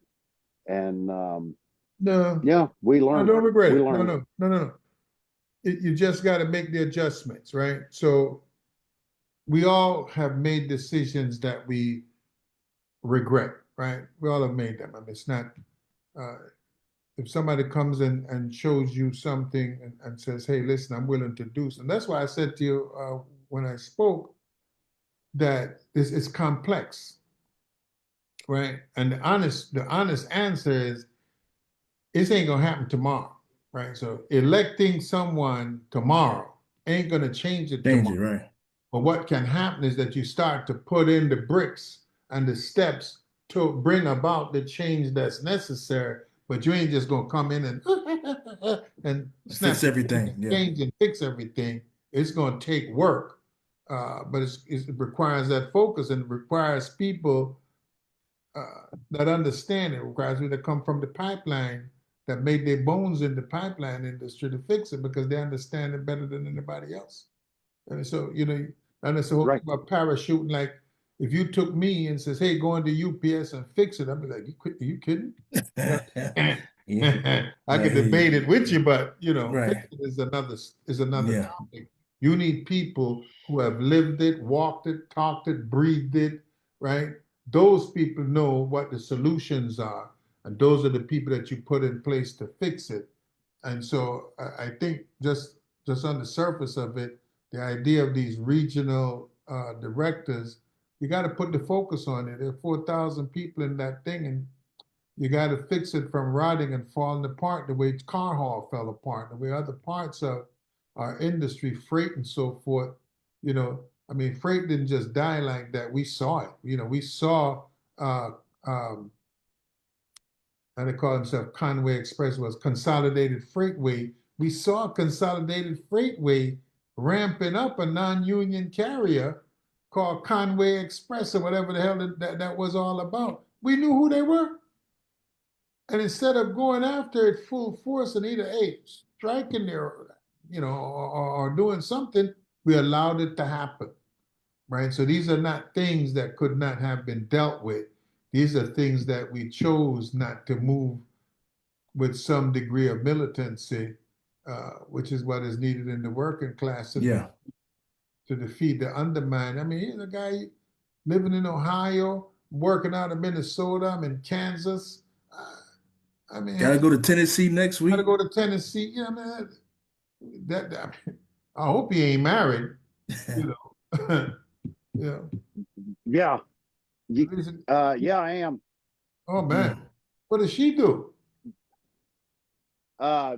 She's at home with a youngin, Okay. and But it doesn't. yeah, it's rough all the way around. Now I know it is. I know it is. And then we don't get the representation that everybody feels it. Right, right. Everybody feels it. The wife, the kid, you, Yeah. everybody feels it.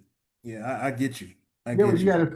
gotta feed the house, right? Mm-hmm. From 1,000 miles, 1,500 miles away, feed yourself. The camper needs stuff, right? So I mean, you gotta have propane, you gotta have little things in the camper. Your truck gotta be, it's a lot. Yeah. It's a lot.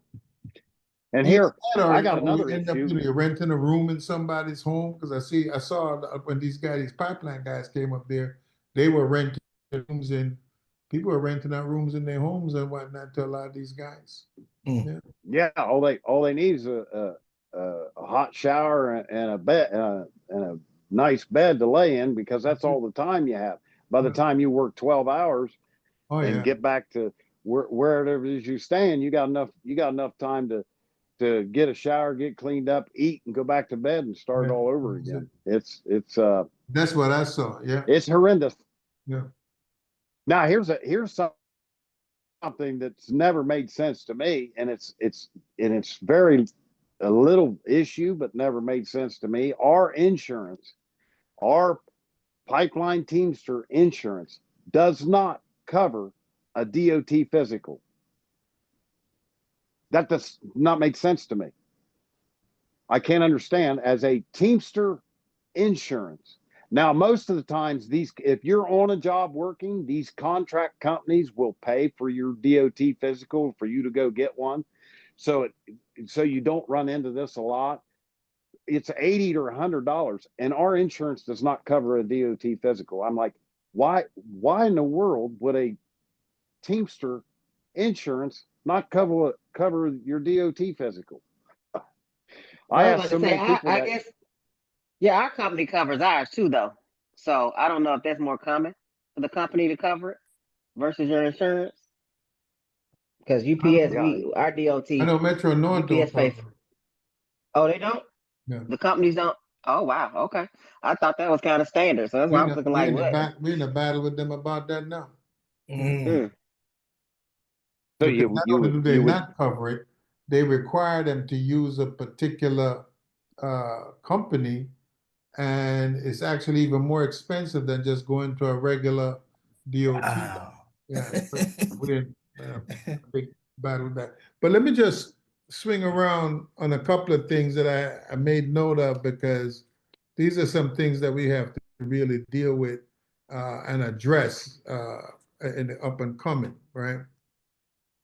So there's a big movement within the railroad industry to merge these railroads, and we need to take a position against creating. There are already monopolies within the railroad industry.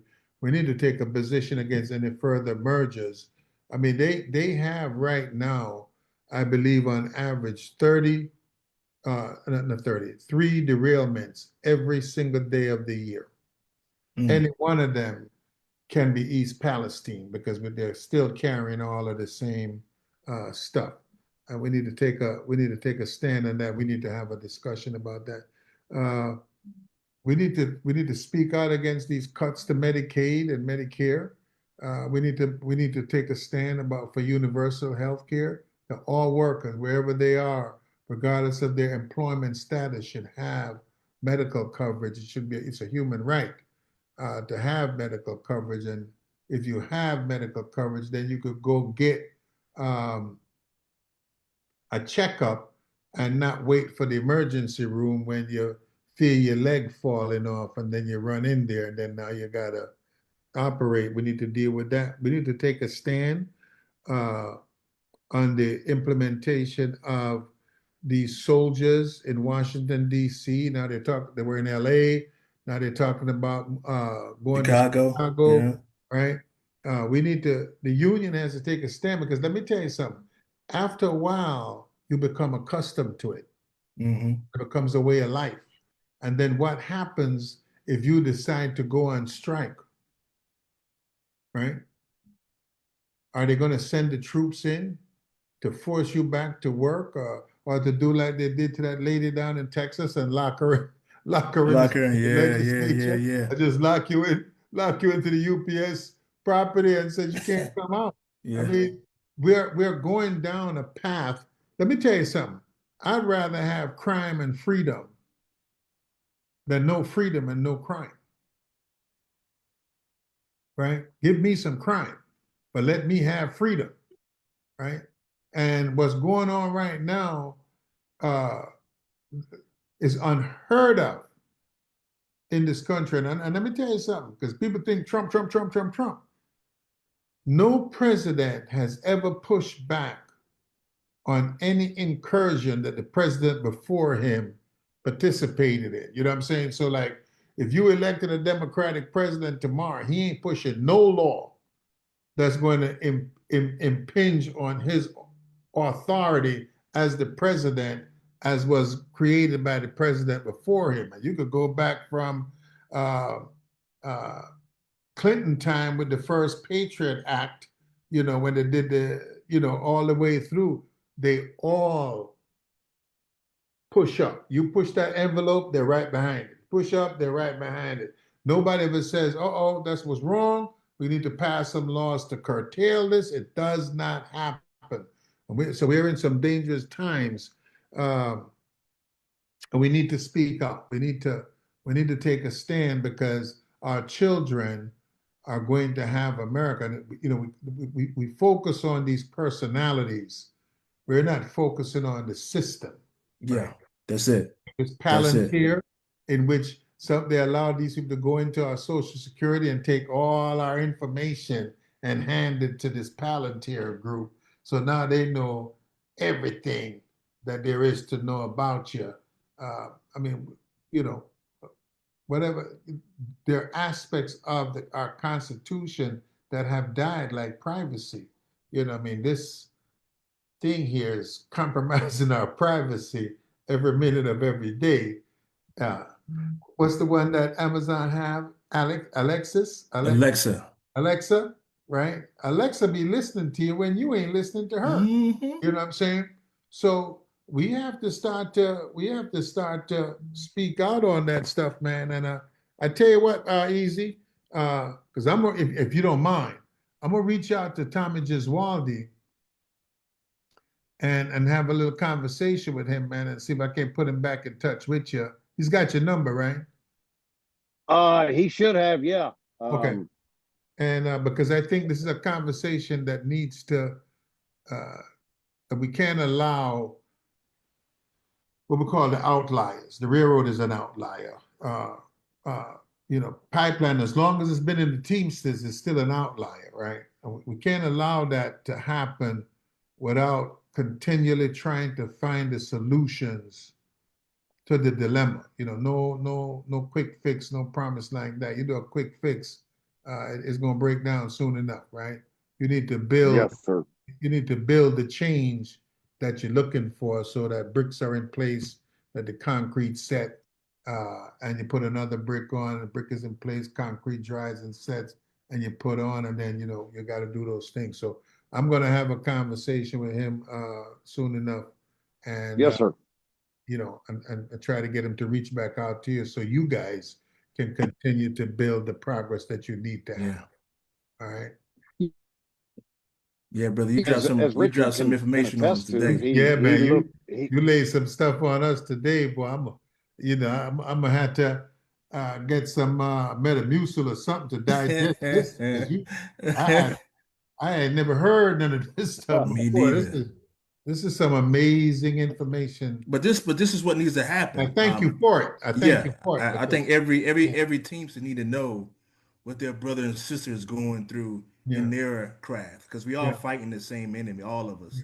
And Yeah. I think when we hear what brother Easy's going through, and the railroad, and UPS and dairy and brewery and all those, I'm quite sure you have very similar stories Yeah. and corporate situations.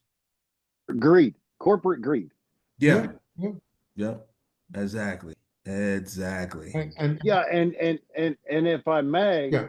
the one thing that I did want to point out, and as Richard can attest to, if he went on the group, I added him to my group so he could kind of see. This is what I've talked about today, and most everything I've said today is a consensus among all of us rank and file. Mhm. I can speak, and they've told me to speak for them. Right. A lot of them won't because of retaliation, Yeah. but I'm already a dog in the fight. So Right. but that's why Richard I runs just fearlessly, because the time for fear It's over. is over. Yeah, it's Frozen over. it has frozen our movement. Let me tell you something. We have people who are so afraid to speak out, lest something happens someplace else. And the working class can't afford for that to happen, because we need to dig back some of these billions from people like Musk. 400 billion, can you live with 200 billion? Give me half of that stuff back, right? We need to take because they're taking it from us. Yeah. Right? There's a reason why he moved his factories to these right to work states. It is so that they can exploit the labor. None of these companies, BMW, Mercedes, Toyota, Volkswagen, not one of those guys have gone to Detroit and built a automotive plant in those places. I think it's Kia and Volvo. They building down in South Carolina and Georgia, right? So we can see the movement against the union, and the union has to not just be trying to drain the blood of those of us who are loyal to it. It has to go out and find new blood, find new organizing, put the effort into it, because they're a little small, lacking resources groups like Black Workers for Justice and so forth, who are trying to, organize those workers to join the union. We need to participate in these things. There's a lot of work to be done, and fear is not allowing us to make the progress that we need to make. So easy. He dropped the bomb on us. I had no idea Me neither. my Sunday was going to be topped off like this. But I appreciate everything you did, and I appreciate the fact that you weren't assaulting anyone. You were just talking about the real deal of what's going on. And this is the thing that, if we can't be real, we can't fix nothing. There you go. Right. If we can't have And Go ahead, brother. and I wanted to be I wanted to be intentional, and I'm not spreading disrespect to anyone. I try my hardest not to, because as union members, brothers and sisters, we should love one another, stand up for one another, be our brothers and sisters keeper, no matter what side of the spectrum you're on. Right. And I in no way want to spread that. And again, I'm not divisive of my union. I love my union. I feel like if change is not made in our division, that we're no longer going to be in that division. Yeah. And something has to be done. Something has to be done soon, because with each passing day, I'm not talking about each passing year. I'm saying each passing day, it's getting worse and worse and worse. And for people to overlook it and think that we don't matter, but yet we pay double dues. And even, and the funny thing is when I would see all the other, the UPS, when all that negotiations and stuff was going on, and I would go on them social media pages and I would go in there and make comments, be like, stating problems that we're facing. And I would have other brothers and sisters coming at me saying, oh, well, you need to wake up and get out from under a rock. Fossil fuels is in our past, and you need to just go find another job. And I couldn't believe this. I was like, well, wait a minute. Are you not a brother or sister Teamster, and you're telling me to suck it up and go find something else? And then a majority of people, UPS guys, would come on there and say, we didn't even realize there was pipeline Teamsters. There you go. There you go. And so the issue ain't whether fossil fuel has a future, right? The issue is that it's here now, right? And certainly with that would be the same as me coming out and telling any of the freight haulers or whatever, these self-driving trucks, go find another job. Right, but that's my point. I'm not going to say that. We are confronted with things, and the solution ain't the hell with it. The solution is, how do we continue to earn, right? And so, like, I had an issue with things. I said, well, for me, they could build a pipeline from the Great Lakes to California and put water down there, But yeah, I think that we have to be conscious about the fact that, and it goes to coal and it goes to all these other things. It's one thing to tell me, okay, this is no good, but you don't have the replacement. And until you find the replacement, let's fix this. You understand the point I'm saying? Because the future is going to take care of itself. The future going to be the future, right? But today is today, right? So my bills ain't in the future. My bills are right now. Today. Yeah. So we have to fix the conditions and let the future handle itself, because it will. Absolutely. Okay. Good. And a couple of things I want to talk about before we knock off, and we're probably going to have to do another show next Sunday, Chris. Yeah, no, because it's a lot. It's a lot that we weren't able to get to, and I'm glad that we had Brother Eric on, because, like I said, he dropped some information on us today that just blew our minds. But it was a couple of things I wanted to talk about before we clock out here, and then we can pick back up for part 2 next Sunday, because I know everybody's going to be off on Monday for Labor Day, so we should have a good discussion. But there's a couple of things, because we talked about a little bit of it, is this retaliation piece, and it kind of ties into, there was a brother and I gotta give him a shout out. He had commented on something I posted yesterday. I was marching for it was in a march for housing, higher wages, and things like that. And he commented on, he reached out to me privately about donating to our campaign. And I never got back to him because of just again the retaliation for what happened last time when folks were making donations to the Vermont League. They lost their jobs, they were retaliated against, and then they had to get rehired and we had to pay all this money. And so, but he convicted me about what he was saying, and I didn't think about it this way.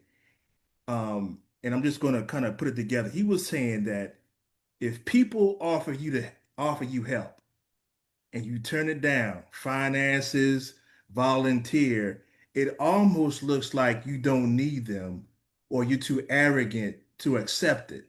Mhm. And now he didn't say in those words, but that's how I took it. And man, I would thought about that all day yesterday, today in church. I was like, man, I didn't look at it that way. And I want to say to that brother, no, from 104 in Phoenix, brother, we do need finances. We do need volunteers. And if Yes. I offended the people, I apologize. That's not my intention. Because, and I'm going to show you why here in a few. If I could pull it up real quick, y'all bear with me here. Let me see if I could get to it. If I could share this screen here, let me see. Because I want people to understand this retaliation thing is real. And I don't want people, let me see. Share screen, where you at? All right, here we go. Can everybody see this? It's loading. Okay. There you go. So this is public record. It's on the IBT vote website. But this is um, a post-election protest that was done by Colleen Brady, Sean Ellis, and Miss Zilovich, Yeah. right? Civilization. Yeah. And so what happened was they had donated and said some things about the current general president that, of course, they didn't really care for. And so, I mean, I want to go to this part here where it says that, where are we at here? I think Miss Brady is up here earlier here. Yeah. So Colleen Brady, you see it here, extensive service as an auditor, right? Did a job very, very well, but she maxed out a donation to the Vermont League. And she said some things about the current general president's candidacy. And of course, that got back to him. And, he didn't like it. Did her job very, very well. No issues, Yeah. whatever. What happened was because she did that, she was terminated Hmm. just because she donated to the Vermont campaign and she said some things about O'Brien's candidacy. So, and I want here it is right here. For these reasons, we find that Brady was retaliated against for protected activity and violation of the rules, and we grant her protest Hmm. because she donated the max to the opposition slate. She was retaliated against. So when we talk about people being afraid to donate and afraid to do this, this is why right here. Yeah. And you don't hear about it because they want to keep this hidden. Well, we Want to hear keep another? moving. We keep Want to hear moving. another page to that chapter, Rich? Yeah, go ahead.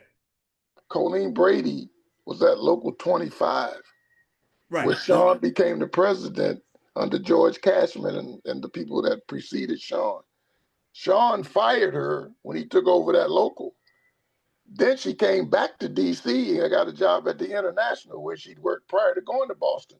So he That's had right. to say he fired her when he got back to the International. She was doomed because he couldn't use her in his local in Boston. Mm. So that's the kind of guy he is. Sean Ellis, I worked in the training and development department with Sean That's right. Ellis. I know Sean Ellis' story personally. Good guy.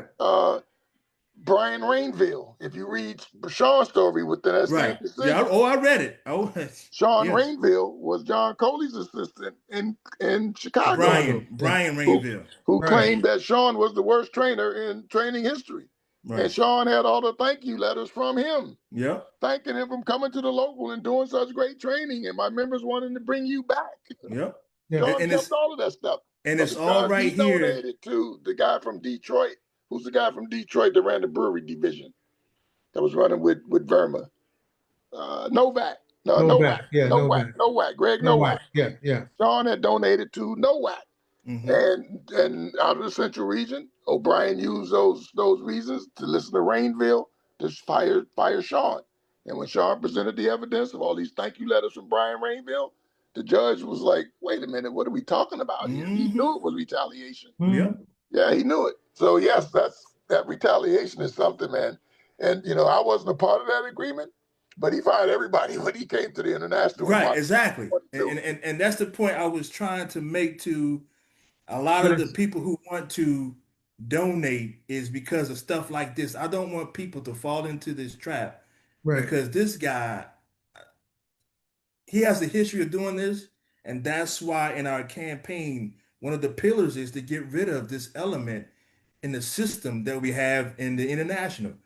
People should have the ability to practice in democracy. I have a right to voice my opinion. I have a right to disagree. I have a right to not vote for you if I don't want to. I have a right to donate to whoever I want to without fear of retaliation.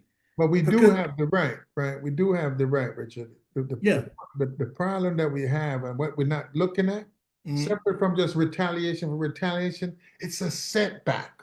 Yes. Right? The union is set back economically, but institutionally, because the knowledge that Colleen was there when I showed up. She worked at the International. She went to 25. She came back to the International. Well, she actually went to 812 in New York for a minute and then came back to the International. That institutional knowledge, that institutional muscle, that you can't just lose that easily. It is a very important that these kind of retaliation. Myron been around for years. Yeah. Myron knows so much to just say, "Oh yeah, get out of here," and then you put somebody in that don't know nothing, that's going to read from a book. No, I want to talk to the guy that was there and had the experience, right? The lived experience. If you talk to people that crossed the Edmund Pettus Bridge that day, you're going to hear a different story than a guy who read about it and told you, right? It's just like we just heard from Easy a while ago about the pipeline. Yeah. If you heard it from Chris was going to read something that he had read one time about the pipeline, right? We heard from Easy the realness of what it means to have to travel thousands of miles and go through, wage cuts and all the various different things and the lack of representation and what have you. That's real. Yeah. And you can't, that's priceless. And that's what we lose. Right, when these things happen. These retaliations. Exactly. And then, now this the one, and I'm not going to get, because everybody can read it. It's right there on the IBT Vote website. Now this one here really got to me, because you got to be low down to fire somebody's spouse just because the husband or wife ran against you. And it's all right here. It's all right here. For these reasons, if you find that Zivulich was retaliated against for protected activity, violation of the rules, because her husband ran on the Verma slate. Yeah, she donated to his to her cancer. husband. Yeah. Right. How could you be mad with me for that? How can you? And I'm doing my job, obviously. Yeah. But you got to be a low down person to do something like that. But again, you don't hear this because they want to keep this hidden because this is a behavior that they have. And to your point, Chris, this sets us back. This keeps people from not wanting to speak out. This keeps people from not wanting to do anything with the union because of these things happening. And then next week, I'm gonna get into this came out at the TNBC, and I'm not gonna go into the weeds. A lot of us know about it. Another well-respected person got retaliated against, and because they won't bend the knee, and they putting this person through all kind of rigmarole. For what? Crazy. But that's the organization that we have, and that's the system that we have. And that's why we talk about it so much, is because we argue about what UPS does. And then now going to find out it happens in the pipeline with the retaliation. And I'm going to say it, and I'm going to keep saying it. I'm going to die on this hill. If you tolerate retaliation, retribution, bullying, dictatorship, if you tolerate it in your own house, don't complain when it happens when you step outside your home. Hey, Don't. Richard. Yes. All of the folks who I left behind at the IBT that have been my friends for the 40 plus years I was there, the majority of them have told me since I left there, Myron, I can't talk to you. I can't talk to you, Myron. I went to the Christmas party. I would, because I know where they party at every year, the Irish Times, Chris, right around the corner. Yeah. And I went to the Christmas party. Hey, all my friends having drinks, but they would not take a picture with me in it. I was like, huh? What are you talking about? Well, we can't. No, I don't want to take a picture. We can't talk to you. Can't afford it. Well, I got a thing to do this afternoon, guys. I got to run. We about to go. We about to. Next week is for sure. Yeah. We'll 4 o'clock next week. Up from there. Easy. Easy. Thank you, brother. You dropped some bombs on us, man. I learned so much today, my brother. I appreciate you. And keep being. Thank you. Thank you very much. If you want to come back, back next week, you're more than welcome. But yeah, we're going to dive into this whole retaliation and how we can move on from it, because it's setting us back. Like Chris said, we can't move forward with this kind of behavior, and it's going to continue. And these are the kinds of things they want to keep hitting, because they want you to think everything is the greatest. Everything we do is, whatever. But it's more stuff is going to happen. Again, I can't talk about everything, but next week I will be able to. So again, next Sunday, 4 o'clock Eastern time. One more thing before you go on that Sean O'Brien note. Sean was suspended by the International and the judge. He threatened members live in a meeting, right? Remember that? Yeah. He threatened the guy that was running for local. But Myron, you know what? I'm gonna be honest with you. A lot of that stuff is on us because we continue to vote for that system. No, I'm just saying that he has a history of retaliation going back to. Well, he does. Yeah. We vote against our interests. Right, but at a certain point, we gotta look at ourselves in the mirror, and why do we continue to let that happen? Why do we continue to? Because we saw it down when he threatened them, and then y'all just read it just here. Yeah. It's not gonna stop. No, it won't stop. No. Until you get rid of that system that allows him to do it. Yeah. But we'll talk about that. It's systemic. All right, it is. All right, see you guys next Sunday. Take care. All right, y'all be good, be safe. All right, be well. Thanks for having me. Right, yeah, thank you, brother. Oh, man, easy. Thank you, man. Back anytime. I appreciate you, bro. No Appreciate doubt. it. Thanks, guys. All right, now. Thank you, everybody. I'll come anytime. All right, next week, 4 p.m. Eastern time. All right. Thank you. All right, bro. Send the link, brother. Send the link. All right. Yes, sir. Later. God bless y'all. Be safe. Same to you, bro.